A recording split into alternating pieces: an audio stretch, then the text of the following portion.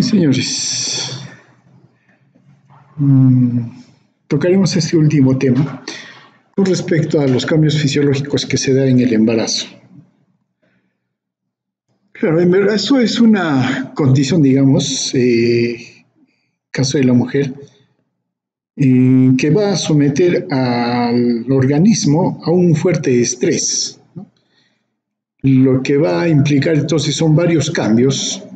Uno, para sí, permitir el crecimiento del producto, embrión, feto y todo lo demás, ¿no? Todos los anexos, porque ellos van a demandar recursos, energía y todo lo demás, y eso necesariamente entonces va a dar lugar a cambios metabólicos en la mujer, y que sí van a someter, digamos, al organismo a esfuerzo, a estrés, para poder cumplir sí, para poder cumplir con el objetivo, ¿no? De tener un nuevo ser. Ahora bien, este estrés va a hacer de que haya cambios anatómicos, fisiológicos y bioquímicos que no son considerados patológicos, pero que sí pueden, y hay que tomarlos en cuenta, porque sí pueden dar lugar a desequilibrios que tuvieron digamos, unas condiciones previas que en condiciones de no estrés, el organismo de la mujer lo estuviera compensando. Entonces no se manifestaba. Pero al momento del embarazo, sí, ya esos mecanismos que compensaban ese problema ya se manifiestan. O mejor dicho, ya no pueden compensar y se manifiestan estos problemas, digamos, patológicos. Entonces, por sí mismo, el embarazo no es una patología ni nada por el estilo. Tampoco debe, digamos, no es que sea malo a la mujer, pero sí la somete a estrés, ¿no? Ahora, una vez que todo eso sucede, esos cambios metabólicos, y una vez que termina el embarazo, se restituye todos esos equilibrios o ajustes que se hicieron, anatómicos, fisiológicos, bioquímicos, y la mujer queda sin ningún cambio, normal, ¿no? Entonces, esas son las condiciones en las cuales entonces se va a desarrollar el embarazo. Hay varias formas de ir evaluando, digamos, el embarazo, ¿no? Hay varias formas que solamente por la observación se pueden ir haciendo, ¿no? Y bueno, no nos dedicamos mucho a esto el día de hoy porque ustedes van a tener dos cursos que les van a proporcionar las capacidades y competencia en ello. Claro, si consideramos que el embarazo va a haber está el embrión, el feto que se van a desarrollar, uno de los primeros cambios que se van a dar, hablando anatómicamente, es a nivel del útero. Y de los cambios que se van a dar al útero, también se van a dar cambios directamente relacionados a ese crecimiento en el aspecto fisiológico, ¿no? En caso de la mujer no embarazada, el útero es pequeño, ¿no? De 70 gramos más o menos, y tiene una capacidad de 10 mililitros. Pero resulta que en el embarazo, el útero va a crecer, se va a desarrollar, la pared va a ser delgada, va a llegar a pesar hasta 1100 gramos, ¿no? Un promedio, digamos, al término del embarazo, y el volumen va a aumentar, su capacidad de volumen hasta 5 litros. Entonces, como ven, ese es cuánto ha aumentado de tamaño, más de cuánto, 100%, 200% y etcétera, ¿no? Ahora bien, de una forma que es pequeña, forma de pera, va tomando la forma globular, ¿no? Y va a ir aumentando de tamaño progresivamente a través del tiempo de los meses, ¿no? Ya la semana número 12ª, a la 12ª semana sobrepasa la pelvis y rota un poco hacia la derecha. Y claro, por el tamaño hace contacto con la pared abdominal, desplaza los intestinos hacia los lados y hacia arriba, inclusive alcanzando al hígado. Esto va a producir cambios anatómicos, ¿cierto? Pero cambios fisiológicos en los órganos que también estamos mencionando. El útero, claro, es un órgano musculoso, liso, estriado. liso, ¿no? Aumenta el tamaño. Entonces es un músculo que su principal característica es la contracción. Y sí, si bien es cierto, hasta el parto se considera que no hay contracciones, pero en realidad sí hay contracciones, ¿no? Hay contracciones en el primer trimestre que son regulares, pero son indoloras, perceptibles, porque se tiene que mantener el tono muscular. En el segundo semestre, sí, trimestre, ya va aumentando esa contracción y sí puede ser palpable, ¿no? Ya más bien en el tercer trimestre y sobre todo al final de este tiempo, hay las contracciones, ¿no? Antes del parto propiamente dicho, hay contracciones, ¿no? Conocidas como las contracciones de Braxton Hicks, que son frecuentes y rítmicas, ¿no? Pero después sí van a venir las contracciones típicas del parto. Ahora bien, en el útero, aparte del tamaño, lo que también se está dando es un aumento del riego, ¿no? Y sobre todo del espacio intervelloso, ¿no? Claro, y esto depende directamente del riego sanguíneo del organismo hacia el útero, ¿no? Ahora, este riego sanguíneo está proveído por las arterias uterinas y las arterias ováricas, ¿no? Y este riego aumenta hasta 450, 650 mililitros por minuto. Es bastante cantidad, ¿no?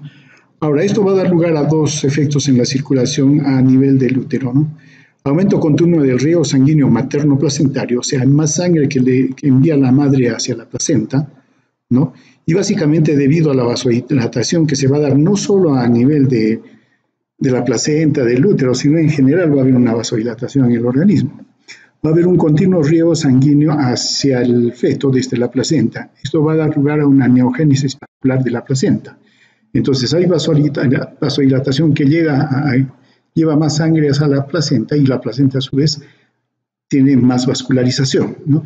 Y entonces esto va a permitir un mayor flujo sanguíneo en general. Como mencionamos, hay un aumento de la vascularidad y también hay edema en las estructuras, ¿no? Esto va a dar lugar a una típica característica de relanzamiento y cianosis pronunciada a nivel del útero y sobre todo en las regiones donde está implantada la placenta. Ahora hay hipertrofia e hiperplasia de las glándulas, ¿no? Y sobre todo al final del embarazo, que ocupa la mitad de la masa cervicouterina. Ahora, el aumento del tamaño del útero que estábamos mencionando se debe a tres cosas básicamente: a una hipertrofia y a una hiperplasia del músculo y a un aumento del tejido conectivo y sobre todo aumento del tejido elástico, la elastina. Son los que más aumentan y eso permite que el útero crezca, ¿no? Ahora bien, como mencionamos, en términos generales hay aumento del tejido conectivo, sobre todo con elastina también, ¿no? Esto para que pueda haber una dilatación del parto, ¿no? Y va preparando posteriormente a las contracciones del útero para una expulsión en el momento del parto. Ahora bien, en cuanto a los ovarios, claro, obviamente interrumpen todos sus procesos de maduración de los folículos, ¿no? Pero sí lo que va a suceder es que el cuerpo amarillo sigue funcionando, inclusive las 6 o 7 primeras semanas de la gestación. Posteriormente, muy poco, casi nada, va a contribuir con la producción de progesterona. Ahora bien, el pedículo vascular ovárico aumenta durante la gestación, ¿no? Y va a aumentar este pedículo vascular de 0.9 hasta 2.6 centímetros a término, ¿no? Al final del embarazo. ¿Qué significa esto? No se explica, ¿no? Pero se señala. Ahora bien, lo que sí va a suceder es una secreción de lo que se llama la relaxina a nivel ovárico. Es una hormona proteica, ¿no? Sí que va a ser secretada por el cuerpo amarillo. La decidua y la placenta aún, ¿no? Y todavía se piensa a nivel del corazón, porque la relaxina, por su nombre, es una hormona que causa relajamiento y hace vasodilatación. Es uno de los que contribuyen también, pero también tiene este efecto de relajar y tiene una función de remodelar el tejido conectivo en el aparato reproductor. Entonces, eso hace de que, producido la relaxina a nivel del útero, decidua, placenta, hay una relajación, por ejemplo, en caso de mujer, de la sínfisis del pubis. Y Claro, si el útero tiene que crecer, tiene que haber cierta relajación, a pesar que estamos mencionando con contracciones, pero debe haber relajación. La relaxina tendría ese efecto. Y no solamente a nivel del útero, sino también a nivel de todo el canal y sobre todo va también a actuar en el momento del parto, ¿no? Entonces, va a permitir también una relajación de tejido de tal manera que pueda haber un crecimiento, por ejemplo, ¿no? A nivel de la mujer, de las mamas y otros órganos, ¿no? A nivel de las trompas de falopio, no hay hipertrofia o prácticamente muy poca hipertrofia. El endotelio de la mucosa se hace aplanado y se desarrollan algunas células residuales en el estroma, ¿no? A nivel de la vagina del perineo aumenta la vascularidad, hay hiperemia en piel y los músculos del perineo, todo alrededor, reblandecimiento del tejido conectivo por la relaxina, hay hipertrofia de las células musculares lisas, aumento de las secreciones del cuello uterino, ¿no? Y esa coloración que se da, que suele presentar color violeta a nivel del cuello uterino. A nivel de la piel, claro, lo típico acá es dos cosas, ¿no? La aparición de manchas y las estrías. Claro, las estrías se producen a nivel del abdomen simplemente por estiramiento del tejido, ¿no? El tejido elástico logra desgarrarse, no, claro, se rompe prácticamente y eso hace que aparezcan las estrías, ¿no? Sobre todo en el abdomen, pero también puede haber en mamas, en los muslos, ¿no? Hay diastasis de los rectos en el abdomen y eso va a hacer que se separen en la línea media, ¿no? Ahora, las hormonas, sobre todo la progesterona, va a estimular a los melanocitos, no los estrógenos, no los estrógenos, también con la progesterona, ¿no? Y eso va a hacer que aumente la actividad de los melanocitos y aparezca esta típica mascarilla de la embarazada, ¿no? Que le llaman el melasma o cloasma, ¿no? Pero también se va a aparecer esta pigmentación a nivel del abdomen y la línea alba que se le llama, el cloasma a nivel del rostro y también en otros lugares. A nivel de las glándulas mamarias hay hipersensibilidad, ¿no? Inclusive punzadas mamarias. Esto debido a que va a haber un aumento del volumen y se hacen muy visibles las venas, las personas se tornan más grandes, pigmentados y eréctiles, ¿no? Ahora, ¿a consecuencia de qué?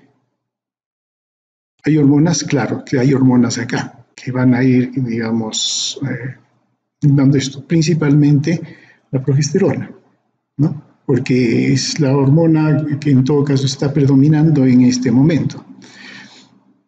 En los primeros, después de los primeros meses del parto va a haber una secreción, que es la secreción espesa amarilla conocida como el calostro, ¿no? Ahí que se llama pigmentación, como mencionamos, las glándulas Montgomery sebáceas aumentan también de tamaño. Entonces eso hace que haya un aumento del volumen general de las mamas, ¿no? Ahora, se va a dar cambios metabólicos en la mujer, sí, ¿no? Y bueno, si consideramos el tercer trimestre, el índice metabólico aumenta un 10 al 20%, ¿no? Se agrega 10% si es que el embarazo es gemelar. Esto va a dar aumento a cantidad de energía, ¿no? Las demandas calóricas van a aumentar. Bueno, acá nos ponen 80.000, no sé si será así, pero definitivamente hay aumento de los requerimientos calóricos, ¿no? Y en términos generales, la mujer aumenta 12.5 kilogramos en promedio. Claro, estaríamos hablando de una mujer promedio, ¿no? Claro, pero ese aumento no se debe enteramente al feto, sino porque al final, a las 40 semanas, el feto gana, digamos, 3.400 kilos, o gramos, perdón, ¿no? Pero el resto se debe al crecimiento de la placenta, al líquido amniótico, aumento del útero, de las mamas, de la sangre, al líquido vascular, el líquido extravascular que va a aumentar, ¿no? Y también a un aumento de la grasa. Todo eso va a hacer que aumente esta cantidad de peso. no es exclusivamente por el producto que se está dando. Y entonces, este aumento del peso definitivamente son 12 kilos, 13 kilos que aumentan. Y ese es el origen de la demanda metabólica aumentada, ¿no? En cuanto al metabolismo del agua, ¿no?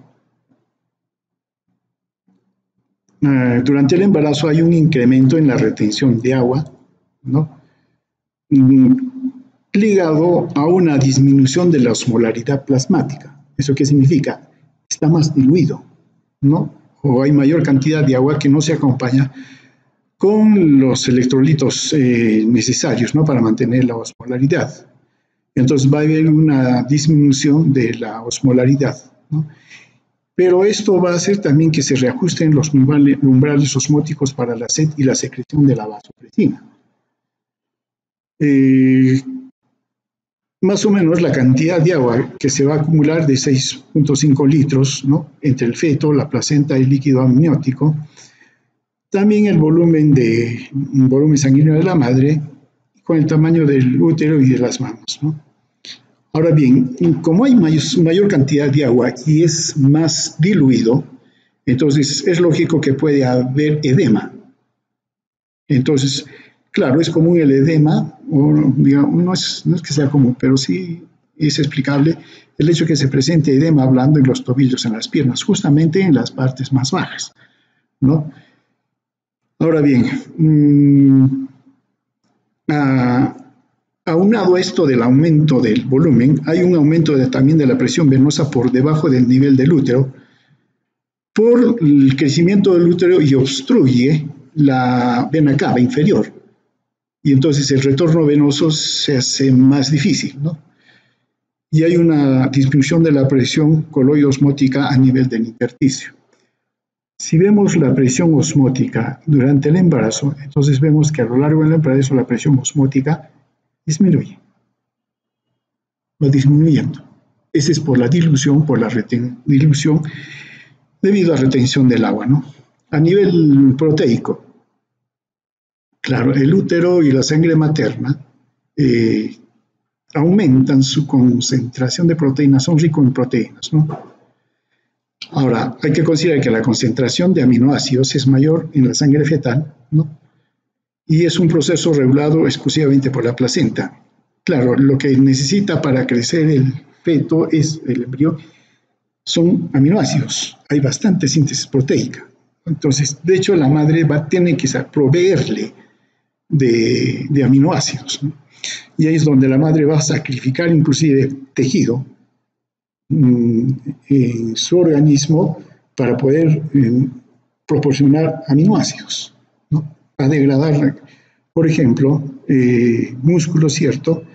Pero si es que hay una, digamos, adecuada alimentación, no necesariamente eso va a traer problemas sobre el músculo materno, ¿no? El problema es cuando no hay suficiente, la suficiente captación o alimentación en caso de la madre, ¿no? Ahora bien, en cuanto a los carbohidratos, hay un efecto fisiológico de resistencia periférica a la insulina, ¿no? ¿Eso qué significa? Aumenta o disminuye la glicemia. Aumenta, ¿no? Pero sin embargo, eso no quita de que haya hipoglicemia leve en ayunas. O sea, sí es cierto, puede jalar más glucosa, pero lo que va a suceder en ayunas se va a bajar, y va a bajar más todavía, ¿no? Pero sí se presenta hiperglicemia e hiperinsulinemia después de los alimentos, ¿no? Ahora bien, la progesterona, el estrógeno y el lactato placentario también tienen que ver con la metabolización de los líquidos y van a explicar también esta resistencia a la insulina. Hay un aumento de la lipólisis, ¿no? Aumento de los ácidos grasos, triglicéridos y el colesterol. Aumentan los lípidos, como mencionaba, los lípidos, las lipoproteínas y apolipoproteínas a partir de la mitad del embarazo. Las reservas energéticas, hay reservas energéticas con distribución central, ¿no? Más que periférica. Eso para poder prever de mayor recursos al feto, ¿no? Hay mayor lipólisis y menor actividad de la fosfolipasa, ¿no?, en tejido adiposo. Y más o menos estos son los promedios de niveles de colesterol, colesterol LDL, HDL y de los triglicéridos, ¿no? En términos generales, hay aumento del HDL como un mecanismo de protección endotelial. Ahora, la leptina y la grelina. ¿Para qué sirve la leptina?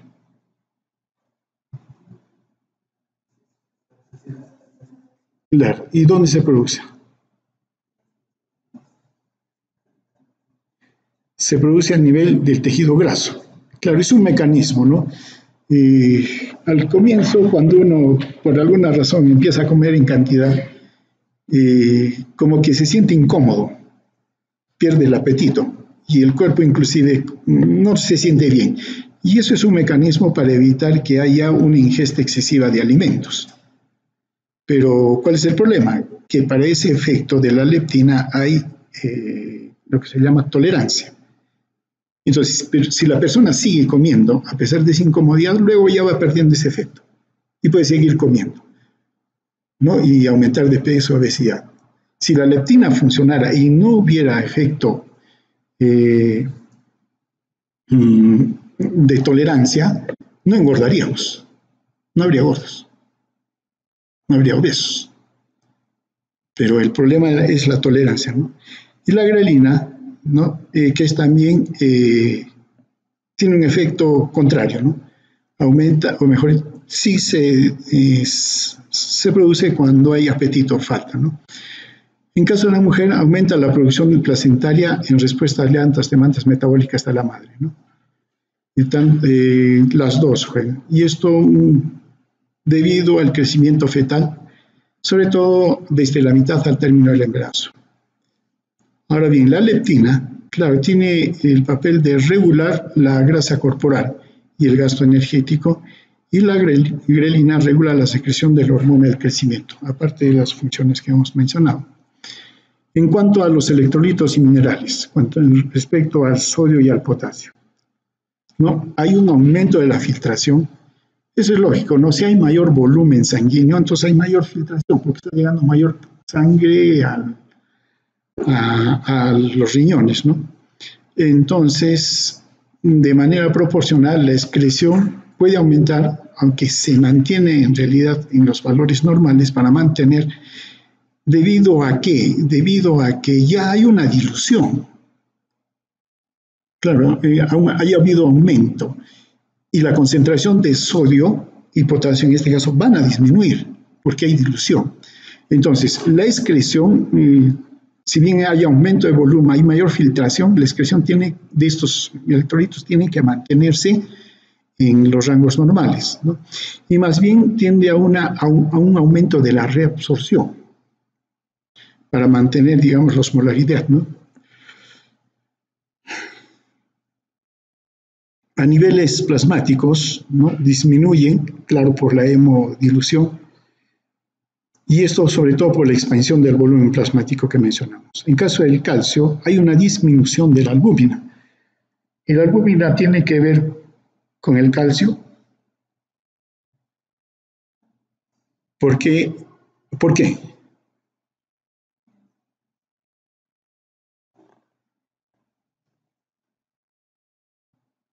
Claro, el calcio se tiene que unir. Acuérdense que estamos hablando, cuando hablamos del calcio fisiológico, y que hablamos del calcio ionizado. Pero ¿cuánto es el calcio que es ionizado libre? Que es el que cumple las funciones, que todo lo que hablamos, ¿no? Porque hay otra cantidad de calcio que está fijado, aparte del que está fijado y guardado en los huesos.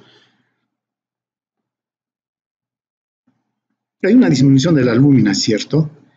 Y eso hace de que haya menor calcio sérico en general, pero el calcio ionizado permanece igual. La concentración se mantiene, ¿no? En buena cuenta, el calcio que debía estar fijado a la albúmina se libera y eso pasa a ser libre. Y como hay una dilución, el calcio ionizado debía bajar, pero sale más calcio. Y eso entonces hace que al final el calcio ionizado permanezca normal en caso de la mujer. Pero debemos considerar de que el calcio sérico fijado a proteínas, todo eso está disminuido, ¿no? Ahora bien, el feto obviamente va a demandar cantidades de calcio. Claro, la madre va a poder hacerlo porque va a haber un mayor aumento de la 1,25-dihidroxivitamina D3. Entonces la madre va a captar más calcio. Entonces, ¿qué hay que hacer en caso de la madre? Aumentarle la dieta en calcio, ¿no? Ahora, en caso del magnesio, hay un estado de deficiencia del magnesio, en términos generales, ¿no?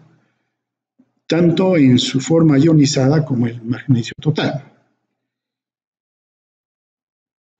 A nivel de la sangre, como mencionamos, hay un aumento del volumen sanguíneo y aumenta este volumen desde la sexta semana hasta la semana 34ª semana, ¿no? Ahora bien, miren, en promedio la expansión del volumen sanguíneo puede llegar hasta el 50%. ¿Cuánto es el volumen sanguíneo en una persona que no está embarazada? 5 litros decimos, ¿no? Ya el 50%, entonces podría llegar hasta 7, 8 litros, ¿no? Y eso, claro, parte de la expansión del volumen, pero eso tiene que ser manejado. ¿Quiénes van a sufrir? Sistema circulatorio. Ese es uno de los que va a tener que trabajar. Y cuando hablamos del sistema circulatorio, no solamente hablamos de la circulación, sino el intercambio, ¿no? A nivel de los capilares y todo eso, ¿no? Entonces, ahí vamos a tener. Y el otro que tiene que trabajar, ¿cuál es? El riñón. Los riñones son. Ahora bien, este aumento del volumen sanguíneo tiene por función cubrir las demandas metabólicas del útero, debido a que hay un sistema vascular hipertrófico a ese nivel, ¿no? Aportar nutrientes y elementos para sostener la placenta y al feto, proteger a la madre y al feto de la disminución del retorno venoso y proteger a la madre de los efectos de la pérdida sanguínea asociados al parto, eso al final, ¿no?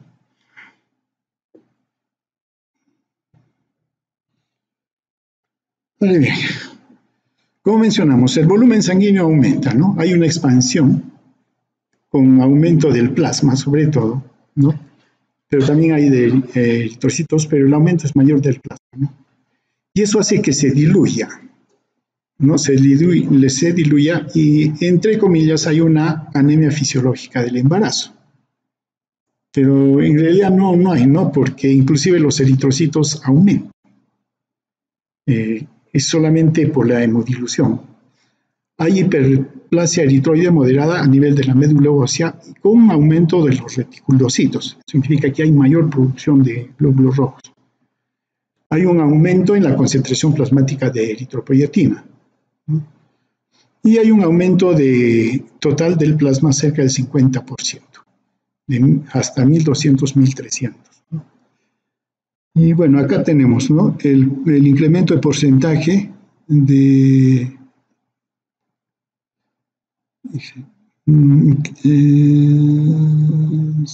el aumento del porcentaje de los componentes del plasma y las semanas, ¿no? El plasma es el que aumenta el volumen sanguíneo, digamos total, y el volumen de la masa de las células. Todo se aumenta, claro, en promedio de los dos. Ahora bien, hay mayor cantidad de plasma que eritrocitos. Eso hace que haya, por el aumento de volumen, una disminución de la hemoglobina y el hematocrito. Y eso explica la anemia fisiológica en el embarazo, ¿no? Los valores de hemoglobina en el embarazo acá podemos verlos, ¿no? Dependiendo de la semana de gestación y la hemoglobina. La concentración de hemoglobina a término es de 12.5 gramos por centímetro cúbico, ¿no?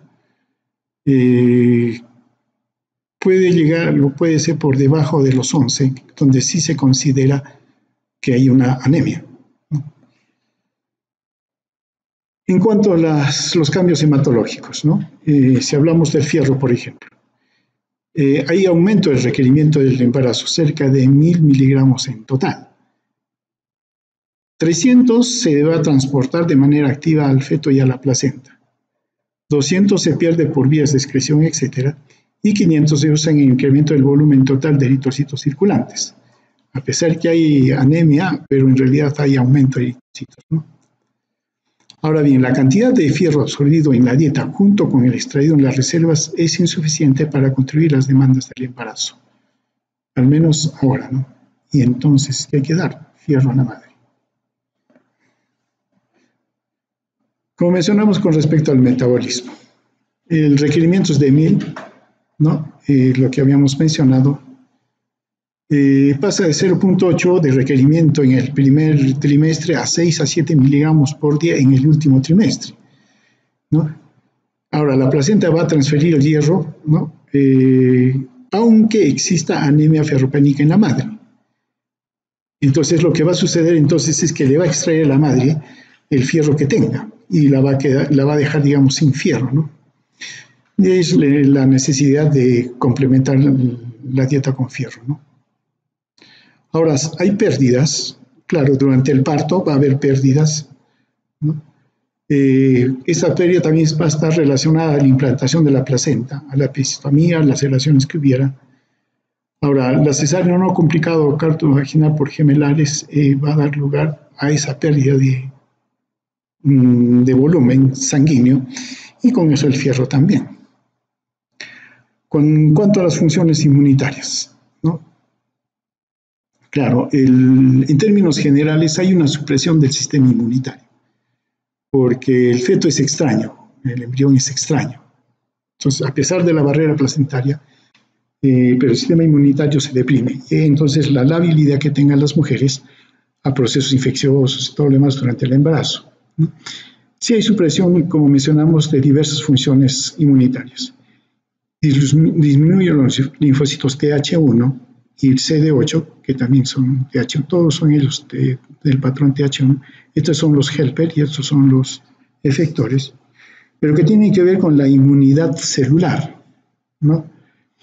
Y las citoquinas, que también tienen que ver con la inmunidad celular, como interleucina 2, el interferón, los interferones, gamma sobre todo, y el factor de necrosis tumoral también disminuye. Entonces, toda la defensa celular disminuye, pero hay un aumento del patrón TH2, los linfocitos T helper 2, y eso que aumenta las citoquinas 4, 6, 13, que tienen que ver sobre todo con la respuesta o defensa humoral. Y eso hace entonces que la mujer tenga mayor respuesta, pero a nivel de anticuerpos. Eso hace que aumente la inmunoglobulina A, la inmunoglobulina G, por ejemplo, ¿no? A nivel del moco cervical, por ejemplo, se concentran, y esto por acción del estrógeno y la progesterona. Entonces, sí, digamos, estos anticuerpos a nivel del moco cervical y todo hacen posible una defensa frente a organismos extraños que pueden ingresar. Pero en términos generales, el sistema inmunitario interior está siendo disminuido. Y hay una respuesta sobre todo celular que está disminuida. La quimiotaxis, la adherencia de los polimorfos nucleares, se deprime desde el segundo trimestre y va a permanecer en ese estado. Aparentemente la relaxina tendría que ver con este estado también. Ahora, hay un recuento de los leucocitos que aumenta de manera progresiva y suele ir de los 5.000 a los 12.000, ¿no? Claro, el límite considerado normal es 10.000, pero puede aumentar hasta 12.000, ¿no?, de leucocitos.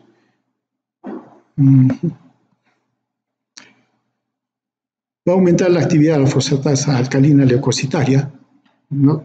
Y eso, digamos, se considera esto como actividad de las células, ¿no? Y se puede valorar cuando uno piensa que hay algún trastorno mieloproliferativo. Claro, pero en caso de la embarazada se explica que hay eso. Pero no es, en algunos casos cuando se sospecha algún problema se hace esta dosificación. Y es que aumenta desde el inicio de la gestación. El PCR, la proteína C reactiva, aumenta hasta 100 veces. Cierto por traumatismo, inflamación de tejidos, pero también durante el embarazo. Es como que la embarazada estuviera en un proceso inflamatorio, ¿no? Hay un aumento de las globulinas y el fibrinógeno a nivel de la sangre, ¿no? Y estos componentes del complemento también aumentan durante el segundo o tercer trimestre. En cuanto a la coagulación y la fibrinólisis, ¿no? Aumenta la coagulación y fibrinólisis, ¿no? Esto debido a un aumento de la concentración de factores de coagulación inhibibles de los complejos de fibrinógeno de alto peso molecular, ¿no? El fibrinógeno aumenta inclusive un 50% durante el embarazo.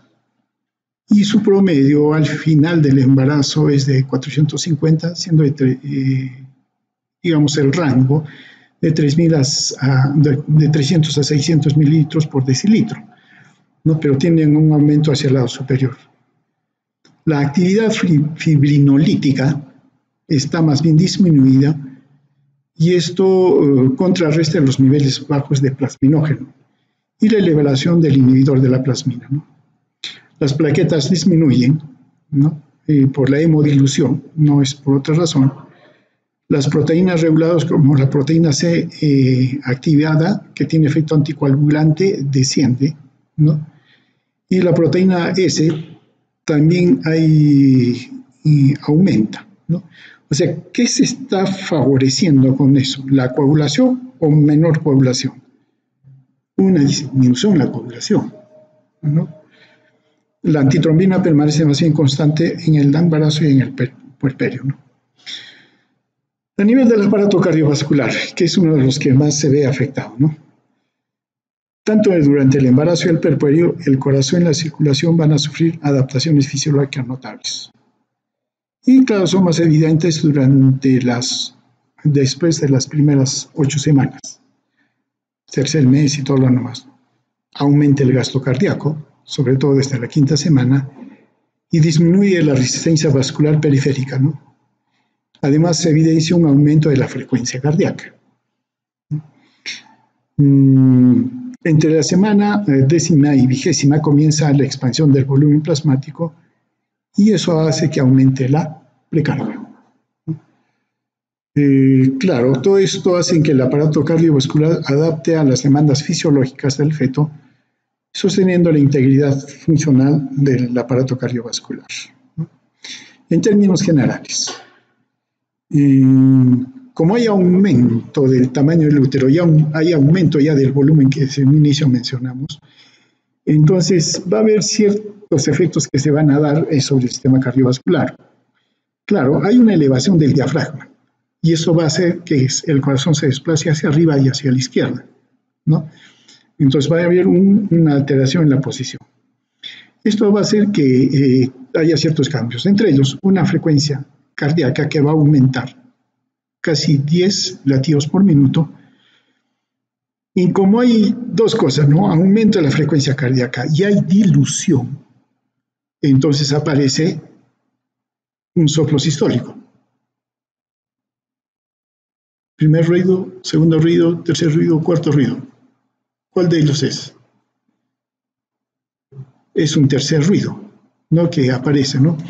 Que es funcional, ¿no? Que se le considera tipo galope, ¿no? Que en algunas mujeres embarazadas se debe considerar normal. Claro, lo que hay que descartar es que si la madre no tuvo algún otro problema anterior, pero si solamente es por cuestión del embarazo, ese soplo es normal, ¿no? Pero más bien sí, si es que hay un soplo diastólico, cualquiera que sea, es patológico. El gasto cardíaco aumenta, sobre todo a partir de la 5ª semana de gestación. Esto debido a dos cosas, ¿no? Disminución de la resistencia vascular sistémica y aumento de la frecuencia cardíaca. Ahora, sí, hay mayor circulación y va a haber un efecto del útero sobre la circulación, conocido como el fenómeno de compresión vascular. Y este es el famoso signo de decúbito supino hipotensor, ¿no?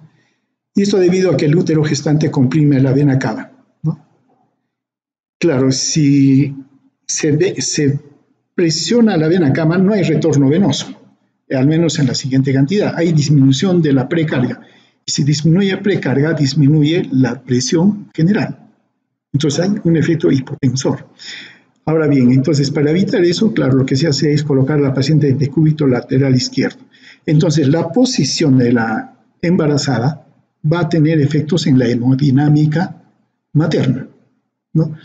Tanto en el gasto cardíaco, en la frecuencia cardíaca y en el volumen por latido que se da. En el gasto cardíaco, por ejemplo, acá está en la posición supina, que vendría a ser este su perfil durante la gestación, y aquí más bien ya durante el parto, ¿no? Hasta 6 u 8 semanas después del parto, aquí. Cuando está en posición sedente, ¿no? Que vendría a ser la línea azul, más o menos se mantiene, ¿no? Pero en posición lateral el gasto cardíaco aumenta. La pregunta es ¿por qué aumenta?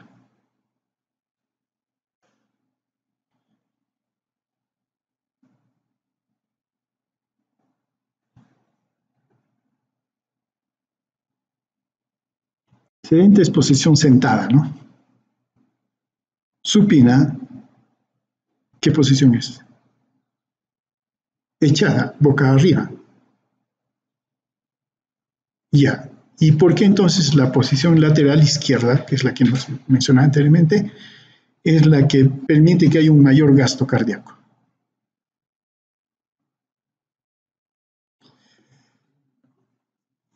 ¿Por qué? Claro, entenderemos que hay mejor circulación, pero ¿por qué? ¿Qué es lo que está causando esa diferencia?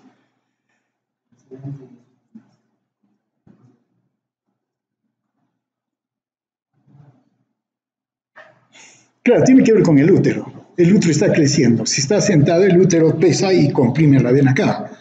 Claro, no sé. Si está echada, también presiona la vena cava. Claro, está evitando de que haya un retorno fácil, ¿no? Pero si la ponemos de cúbito lateral, la vena cava queda libre. Entonces, el retorno venoso aumenta y eso hace que aumente el gasto cardíaco, ¿no? Ahora, en cuanto a la frecuencia cardíaca, claro, va a tener el efecto contrario, porque en la posición lateral, como permite que llegue más rápidamente la sangre, entonces el corazón no tiene que hacer mucho esfuerzo ni aumentar la frecuencia. Por eso que disminuye la frecuencia cardíaca, considerando las posiciones, ¿no? Y bueno, ese es el volumen latido que tendría que ver mucho con el gasto cardíaco, ¿no? Que son similares si es que comparamos. Como tiene que manejar más volumen el corazón y trabaja más, radiológicamente se agranda la silueta cardíaca, ¿no? Por una razón también, elevación del diafragma, ¿no? Que desplaza el corazón hacia arriba. Y las embarazadas presencian cierto grado de derrame pericárdico benigno, ¿no? Y esto también aumenta la silueta cardíaca. No es un derrame como sangre, ¿no? Sino con mayor secreción, exudado o trasudado, ¿no? Que se da. Electrocardiográficamente se evidencia un eje desviado hacia la izquierda por la modificación de la posición cardíaca, ¿no? Y también puede haber alteración en los ruidos cardíacos normales, el tercer ruido que mencionamos, ¿no? Y este es, por ejemplo, en celeste es el corazón, digamos, de la misma mujer que no está embarazada, y en negrito está cuando está embarazada, ¿no? Lo que marca bastante es la elevación del diafragma.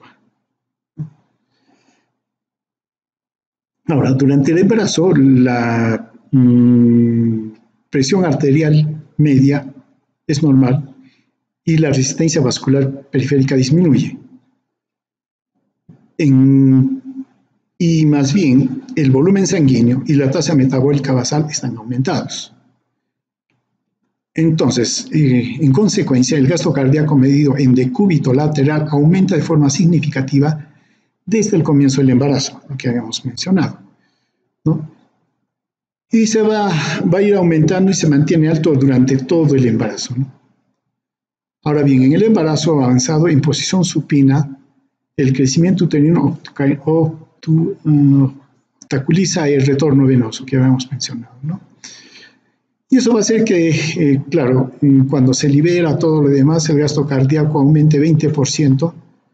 Aparte, aumente en la mujer embarazada, en la posición lateral, y un 20% más si es que hay embarazos gemelares, ¿no? Este incremento inducido del embarazo cardíaco se pierde luego del parto, ¿no? Y también toda la función sanguínea, la función circulatoria regresa a lo normal debido a que todos esos volúmenes también después del parto se pierden, ¿no? Se van a eliminar. Esta es la representación del gasto cardíaco. En caso de una mujer que no esté embarazada, 5 litros por ejemplo, durante la gestación, como va a ir aumentando, aumenta sobre todo a nivel, llega a su máximo entre la 28ª y 32ª semana. En el último mes ya más bien disminuye un poco, ¿no? Ahora, después en el trabajo de parto todavía se mantiene alto, en el parto avanzado y en el puerperio todavía está avanzando, ¿no? Y en el posparto intermedio es alto. ¿Y por qué es alto?